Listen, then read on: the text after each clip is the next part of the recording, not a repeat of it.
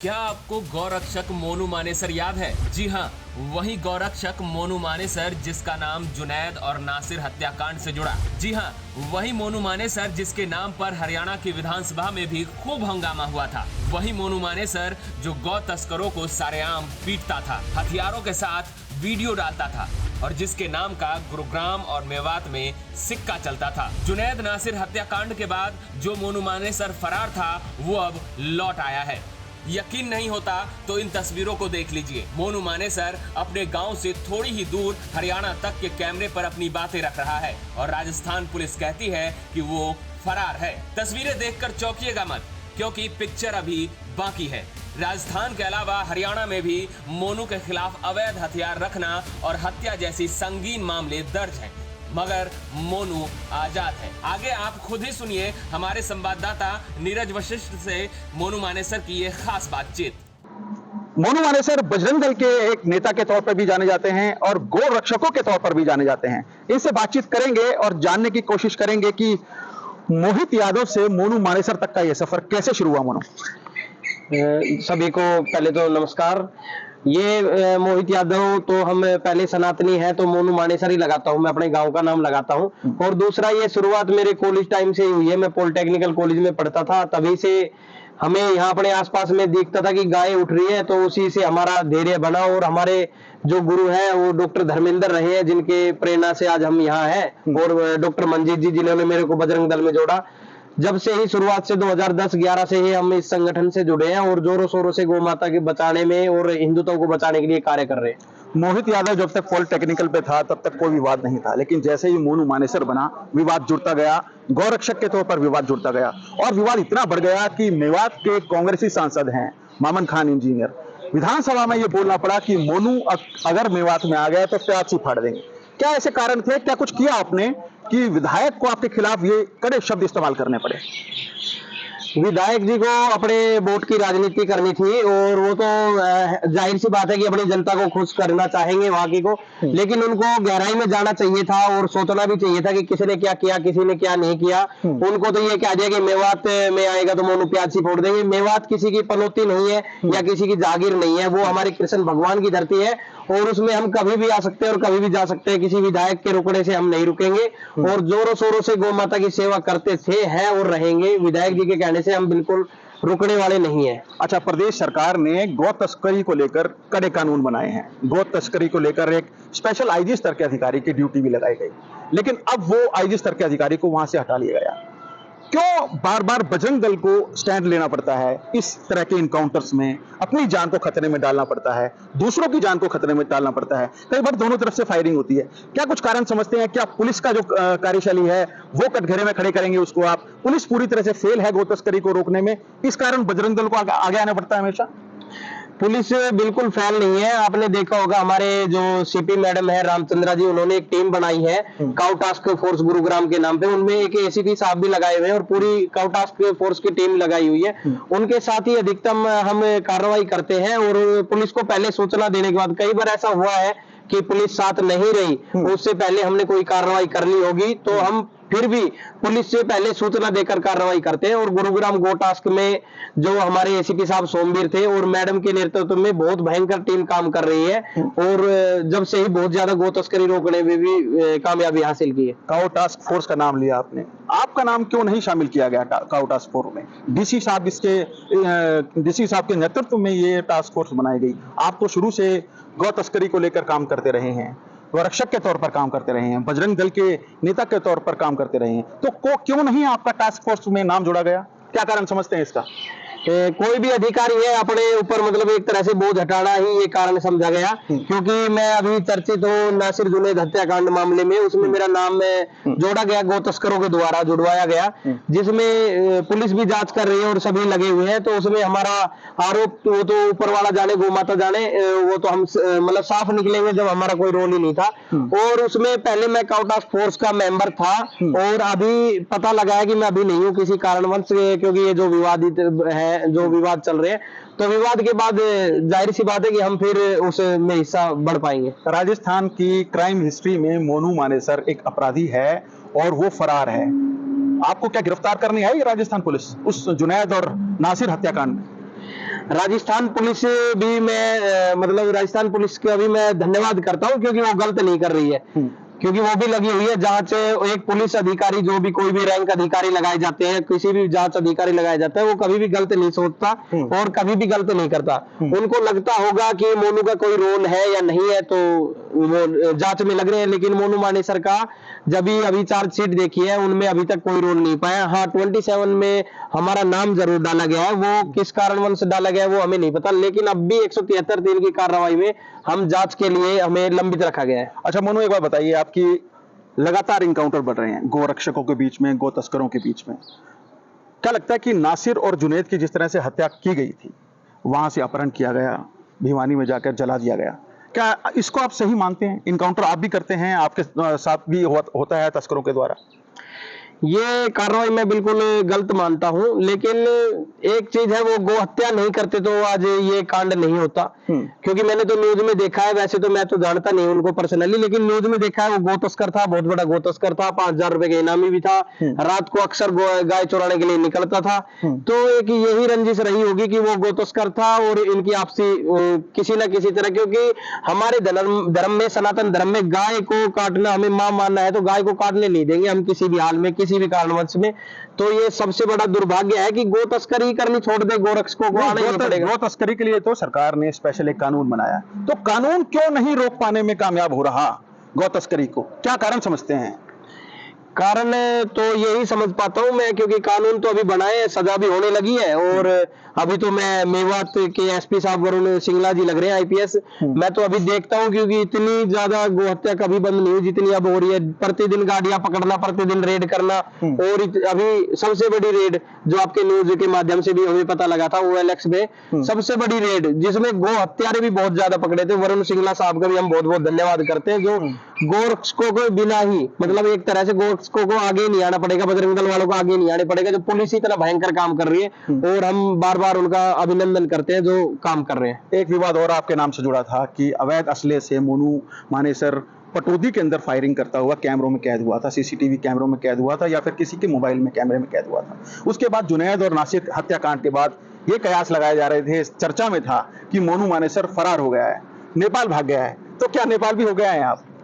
नहीं, नेपाल की कहानी तो न्यूज वालों को पता होगा, क्योंकि मुझे तो पता नहीं है कि क्या हुआ क्या नहीं हुआ। लेकिन पटौदी की बात ऐसी है, कोई भी अवैध असला नहीं है हमारे पास, लाइसेंसी हमारे पास हथियार हैं, लाइसेंसी सारे असले हैं। और रही बात ये कि हम किसी के घर में बैठे और गिर जाएं तो हमें हवाई फायरिंग करनी पड़ती है। हालांकि हमने बाद में पता लगा उसमें एक शख्स को गोली लगी है, लेकिन क्या पता किसकी गोली है किसकी गोली नहीं लगी, वो तो जांच का विषय है, पुलिस जांच करेगी, वो तो वहां पे जाएगा, गोली किसकी है किसकी नहीं तो वो पता लग जाएगा। हम दोषी पाए गए तो हम दोषी हैं। रेवाड़ी के आईजी ने भी एक SIT का गठन किया था, दुष्यंत चौटाला ने भी आपके खिलाफ बहुत आवाज बुलंद की थी, क्या कहेंगे इसको लेकर? बहुत अच्छी बात है, मैं तो SIT का बड़ा बड़ा अभिनंदन करता हूँ कि सच्चाई सामने आए। सच्चाई SIT को भी तो पता लगे कितनी गो तस्करी मतलब प्रदेश में चरम पर है, कितनी गो तस्करी बढ़ रही है, और सारी चीज पता लगे।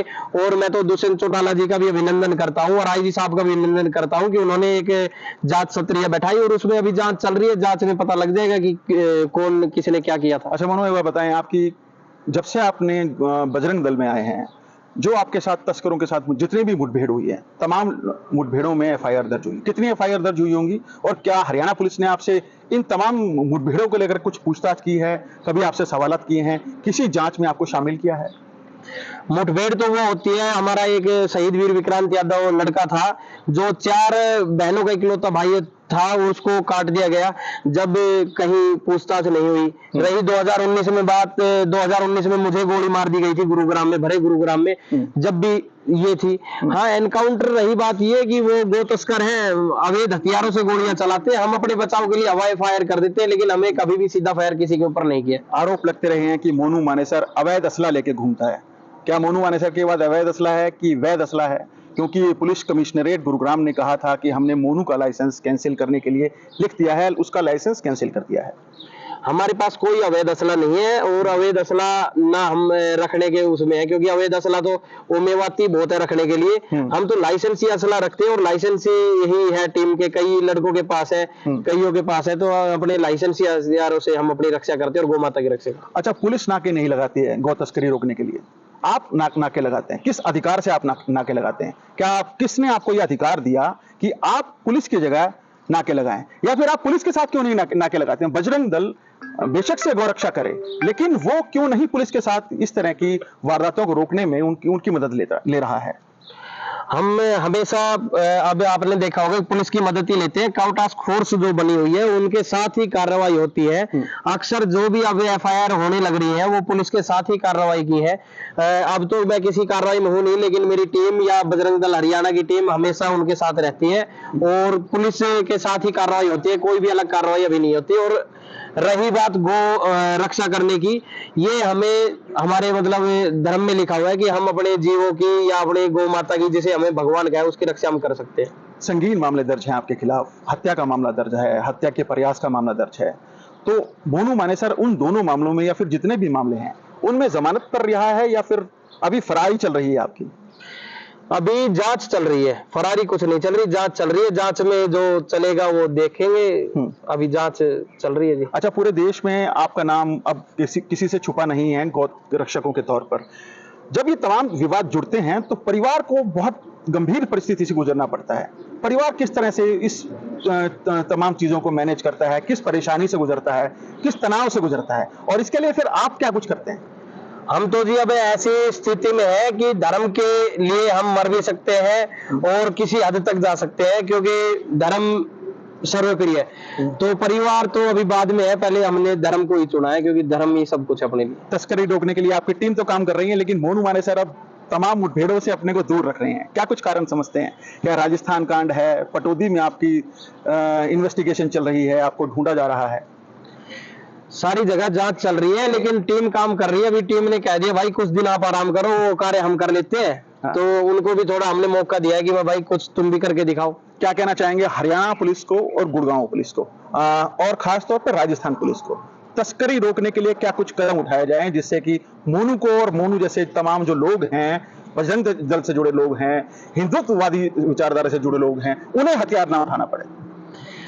हिंदुत्व और बजरंग दल वाले कभी हथियार नहीं उठाते। अभी आपने देखा होगा उड़ीसा में एक मामला था, उसमें ट्रेन दुर्घटनाग्रस्त हो गई थी और जिसमें काफी बहुत ज्यादा देश को हानि हुई। उसमें भी बजरंग दल और हमारे आरएसएस के कार्यकर्ता साथियों ने हजारों यूनिट ब्लड की डोनेट की।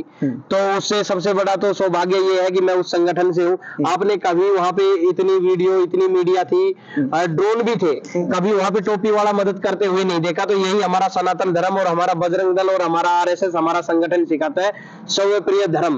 और किसी की जान लेना हमारे संगठन में नहीं है, किसी की जान बचाना हमारे संगठन में है। इसी को लेकर हम जोरों शोरों से काम कर रहे हैं। और रही गुड़गांव पुलिस और हरियाणा पुलिस और हमारी राजस्थान पुलिस, वो बहुत ही अच्छा कार्य कर रही है और गो हत्या रोकने में अभी हमें देख रहे हैं सक्षम है, क्योंकि अभी हमारे बाद में ही 3-4 गाड़ियां पकड़ी। और मेवात में special thanks SP Varun Singla ji, जिन्होंने गो हत्या रोकने में बहुत ज्यादा मतलब लगे हुए हैं। क्योंकि हम न्यूज में ही देखते हैं, अभी एक दिन भी ऐसी न्यूज नहीं आ रही जिस दिन कोई गो तस्कर नहीं पकड़ा गया हो, किसी के मकान नहीं तोड़े गए हो। तो इससे बड़ा सौभाग्य का है, क्योंकि हम तो अपने घर में बैठ जाएंगे, फिर हमें डोलने क्यों? क्योंकि प्रशासन जो काम करेगा फिर हमें नहीं करना, तो फिर उससे बड़ा तो। कांग्रेसी विधायक से बात हुई आपकी जिसने कहा प्याज से फाड़ देंगे? और क्या मोनू मानेसर उस धमकी के बाद, उस चेतावनी के बाद, विधानसभा में दी गई चेतावनी के बाद, क्या मेवात जाने की हिम्मत रखता है? मैं आपके मीडिया के सामने कहना चाहता हूं कि विधायक जी आएंगे, वहां भी मेवात भी आएंगे और आपसे मिलेंगे भी, और आपको एक मतलब मिलना तो उनसे जरूरी है, क्योंकि प्याज फोड़ने वाले वो एकमात्र विधायक है जो हमारी प्याज से फोड़ देंगे। उनको कुछ भी नहीं पता, जो भी उनके कान में कानाफूसी कर जाते हैं, जो मतलब जैसा भी मिसगाइड करते हैं विधायक को, वैसा ही वो मानने लग जाते हैं। लेकिन एक विधायक होने के नाते, जनता का नुमाइंदा होने के नाते उन्होंने सबकी बात सुनना चाहिए, सबकी बात मतलब सुननी चाहिए और सबको देखना चाहिए कि कौन गलत है और कौन सही है। जब उन्होंने कोई बयानबाजी देनी चाहिए, वो वहां पे हरियाणा विधानसभा में चर्चा चल रही है मोनू मानेसर को गिरफ्तार करो, राजस्थान विधानसभा में भी चर्चा चल रही है मोनू मानेसर को गिरफ्तार करो, लेकिन उनको बताने वाला कौन है कि गिरफ्तार करे क्यों, उसका मतलब कसूर क्या है, सिर्फ गो हत्या रोकना कसूर है क्या? लेकिन नहीं पता कैसी बुद्धि हो रही है उनकी, सिर्फ लग रहे हैं मोनू मानेसर गिरफ्तार करो। आपने छोटे छोटे यूट्यूबर देखे हैं मेवात के, जिनको कोई नहीं पूछता, 10 सब्सक्राइबर थे, आज वो 20-20 हजार सब्सक्राइबर हो गए, सिर्फ किसको? मोनू मानेसर को गिरफ्तार करो। तो मोनू मानेसर कोई भैया वैसा कोई है कि कहीं भी पकड़ा जाए या कुछ भी हो जाए? हाँ सही है, हमारा धर्म सिखाता है हम सही है, गलत हुए तो हम पकड़े जाएंगे और नहीं तो पुलिस लगी रही है। कितने मेंबर जुड़े हैं आपके साथ? और आपके ऊपर एक सवाल ये भी उठता है कि मोनू को इन्फॉर्मेशन मिलती है, पुलिस को इन्फॉर्मेशन क्यों नहीं मिलती? ये इन्फॉर्मेशन आप तक आती कैसे है कि गौ तस्करी की जा रही है? केएमपीए से कई बार मुठभेड़ के दौरान ये आपकी तरफ से बयान दिया जाता है कि हमें इन्फॉर्मेशन थी और हमने इस गाड़ी को रोकने की, उन्होंने हमारे ऊपर फायरिंग शुरू कर दी। पूरा हरियाणा, उत्तर प्रदेश, बिहार और मैं जो मतलब हर एक डिस्ट्रिक्ट में हमारी मतलब आज की तारीख में हर जगह टीम है और सबसे संपर्क में हूं मैं। जहां भी जो भी सूचना आती है वो हमें व्हाट्सएप ग्रुप या कॉलिंग के द्वारा या मेरे साथियों के द्वारा हमें पता लग जाता है। जैसे रात को गुरुग्राम में कोई गाड़ियां भर रही है तो डेयरी वाले बता देंगे या कोई मतलब दुकान वाला बता देगा रात को कि यहाँ से कोई पिकअप है जो गाय उठा रहा है, उसकी सूचना पर मानकर हम पुलिस को भी सूचना दे देते हैं और हम खुद भी चले जाते हैं। तो आपकी जानकारी के अनुसार मेवात में कितनी ऐसी जगहें हैं कि जहां पे गौ तस्करी की जा रही है या फिर गौ कशी की जा रही है? ऐसा और क्या उन चीजों के बारे में, उन जगहों के बारे में पुलिस को पता है? पुलिस की इंटेलिजेंस को पता है? क्राइम ब्रांच वहां पे एक्टिव है, उनको पता है? अब तो ड्रोन से जांच तफ्तीश करने की बात की जा रही थी मेवात पुलिस के द्वारा। क्या ये तमाम चीजें वो जानते हैं और उसके बावजूद गौ तस्करी हो रही है या फिर गौ कशी की जा रही है? तभी तो मैं कह रहा हूँ, एक इंस्पेक्टर है सुरेंद्र जी, अभी विवादों के बाद तो मैं वहां पे गया नहीं हूँ, लेकिन एक ट्रक हमसे गुम हो गया था पहाड़ों में। तो हमारे एसपी साहब ने ड्रोन ला रखे, वो ड्रोन वाली चर्चा थी, तो वो ट्रक खो गया था। लेकिन ड्रोन के सहारे वो 3-4 किलोमीटर में ही पहाड़ में मतलब एक गायों से भरा ट्रक पकड़ा गया। तो वो हमारे लिए सौभाग्य है कि हमारी पुलिस इतनी सुपर डुपर हो रही है, चाहे कहीं भी छुप जाए लेकिन हवाओं से या पानी से कहीं भी खोज लाएगी।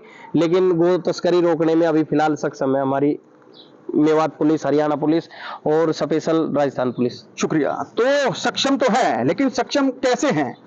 देखिए, पिछले कुछ 3-4 सालों में ये तकरीबन जो मुठभेड़ बढ़ी हैं गौ तस्करों के बीच में और गौ रक्षकों के बीच में, अगर सरकार की तरफ से या फिर संबंधित इलाकों की पुलिस की तरफ से पहले ही ये इंतजाम किए जाएं तो मोनू के जैसे जितने भी और युवा हैं उनको इस तरह से हथियार ना उठाना पड़े, खुद की जान को ना खतरे में डालना पड़े। जो गौ तस्कर हैं उनकी तरफ से फायरिंग की जाती है, कई बार इस तरफ से भी फायरिंग की जाती है। क्या इस तरफ से फायरिंग की जो खबर है वो सही है क्या मोनू? इधर मतलब कभी पहले हुआ होगा जो हमारी फरीदाबाद टीम थी उनके द्वारा, क्योंकि वो ऐसा हो गया था कि हम वो गिर गए थे, तो गिरने के बाद उन्होंने फायरिंग की और वो भी हवा फायरिंग की, किसी को मारने की नियत से कोई भी गोली नहीं चलाई। तो ये फायरिंग की जो घटनाएं हैं दोनों तरफ से की जाती हैं, ये तमाम घटनाएं रुक सकती हैं अगर इंटेलिजेंस के तौर पर या फिर पुलिस के तौर पर गौ तस्करी जैसे घृणित कार्य को, शर्मनाक कार्य को वहीं पे रोका जा सके। कैमरामैन जितेंद्र शर्मा के साथ नीरज वशिष्ठ, गुरुग्राम, हरियाणा तक।